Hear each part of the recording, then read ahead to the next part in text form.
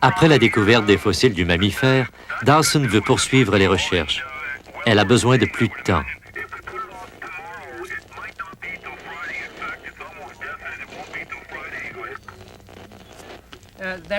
That'll be all right. We might encounter more over there, and better to have too much time than too little. So the bacon's pretty good up here. You might come out and visit us. Over.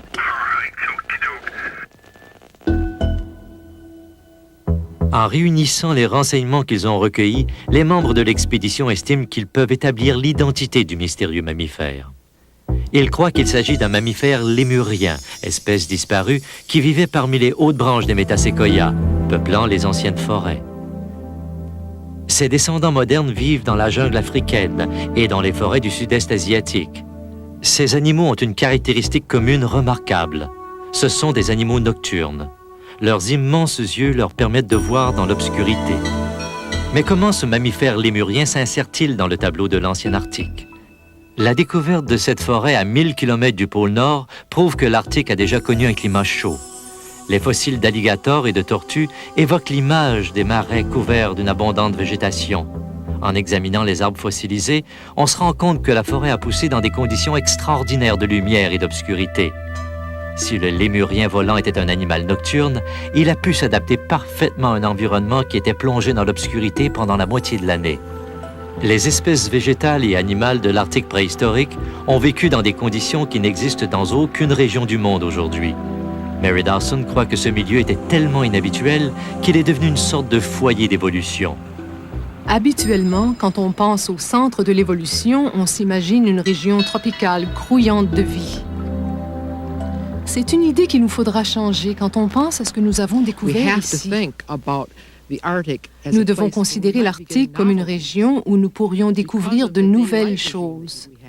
Étant donné les effets de la journée polaire, il est possible que les premiers animaux nocturnes soient apparus ici et se soient développés pour s'adapter à la longue période d'obscurité de la nuit polaire.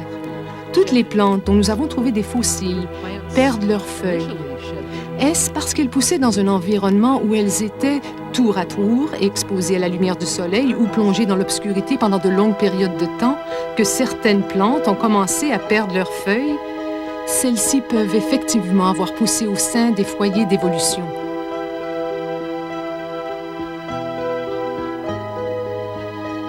Pendant un moment, le monde préhistorique se réveille,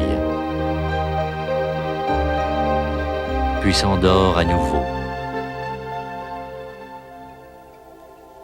Avant que l'avion ne réapparaisse au-dessus de la toundra, on a le temps de jeter un dernier coup d'œil autour.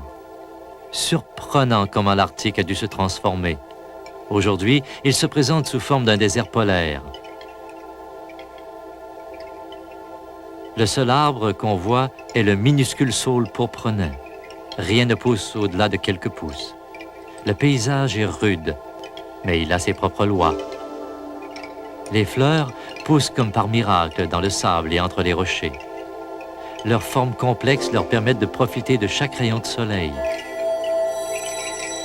Le lièvre des neiges garde sa fourrure blanche en été et compense son manque de camouflage en bondissant le corps à la verticale pour détecter les prédateurs. Le bœuf musqué est capable de vivre et de se reproduire sous les durs hivers. Après des millions d'années d'existence, l'Arctique ne manque pas de nous surprendre.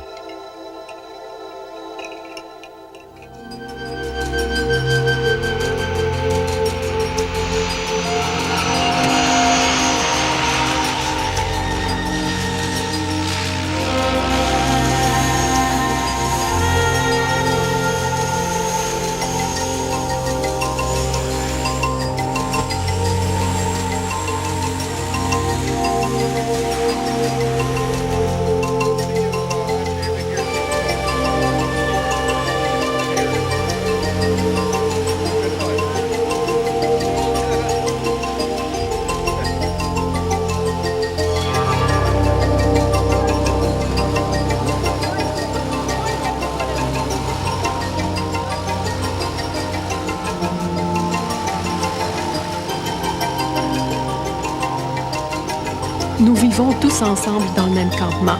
Nous avons fait nos découvertes ensemble. Nous sommes ensemble jour et nuit pendant des semaines. On finit par connaître les points forts et les points faibles de tout le monde. On devient très proche.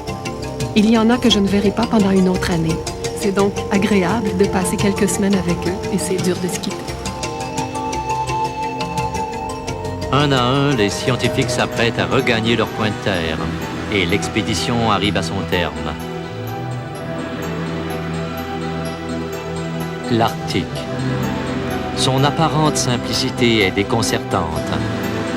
Plus on y regarde de près, plus il nous met au défi de le comprendre. En regardant plus loin que les apparences, une équipe de scientifiques a fait une découverte remarquable qui nous laisse entrevoir une image du passé changeant à jamais l'idée que nous faisons du Nord et de son univers de glace.